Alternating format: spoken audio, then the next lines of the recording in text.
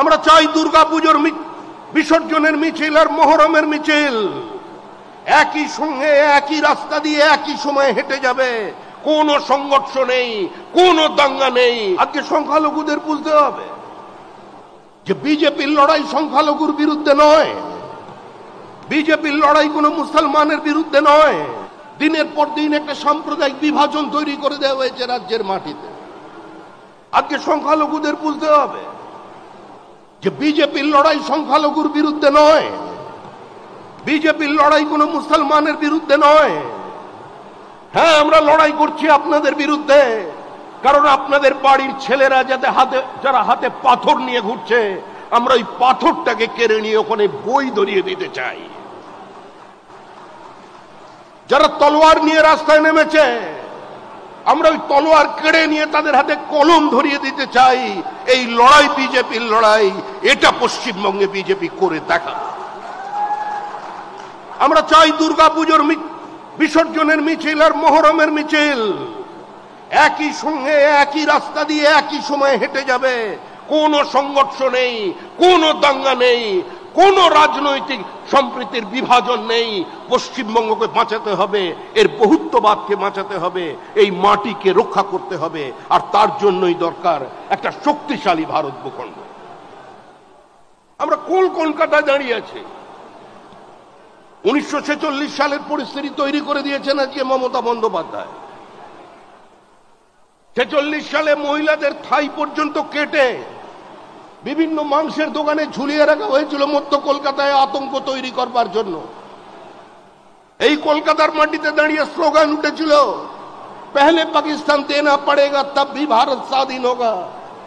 এই কলকাতায় মানুষ শুনেছে, কান মে বিড়ি মুহ মে পান লড়কে লেঙ্গে পাকিস্তান।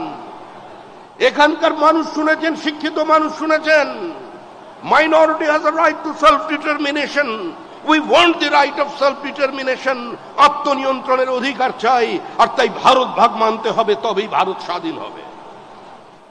এই কলকাতার মানুষ 47-এর 20 জুন দেখেছেন, ডক্টর শ্যামাপ্রসাদ মুখার্জির আন্দোলন দেখেছেন। মালদায় তৃণমূল কংগ্রেসের নেতা, তৃণমূল কংগ্রেসের সাংসদ সুখেন্দু শেখর রায়ের পিতা শিবেন্দু শেখর রায়, যিনি বিবাদমান মালদার জমিদারদের এক জায়গায় করে নিয়ে কলকাতায় পৌঁছেছিলেন ডক্টর শ্যামাপ্রসাদ মুখার্জির কাছে। বাংলার ইতিহাস আমাদের পাঠ্যপুস্তকে আজ শিবেন্দু শেখরের নাম নেই। লিগ্যাসি এনজয় করছেন অন্য লোক, কিন্তু যার কারণে আজকে মালদায় আমরা বসবাস করছি, ওটাকে ভারতবর্ষ বলতে পারছি, তার মধ্যে সবচেয়ে বড় অবদান যদি কারোর থাকে, সে শিবেন্দু শেখর রায়ের অবদান, শ্যামাপ্রসাদ মুখার্জির লড়াইয়ের ফসল। আমরা নদিয়ার রানী জ্যোতির্ময়ীকে পাঠ্যপুস্তক থেকে তুলে দিয়েছি, যিনি সরাসরি লন্ডনে গিয়ে আন্দোলন করেছিলেন, ধর্ণা দিয়েছিলেন, ব্রিটিশকে বোঝাতে চেয়েছিলেন যে নদিয়া চাই, নদিয়ার একটা অংশের উপরে আমাদের অধিকারকে প্রতিষ্ঠিত করতে হবে। আমরা সেই ইতিহাস ভুলিয়ে দিচ্ছি। মমতা বন্দ্যোপাধ্যায় বলছেন, আমি পশ্চিমবঙ্গ নাম চাই না, আমি বাংলা বলতে চাই। কেন বাংলা বলবেন? আরে বড়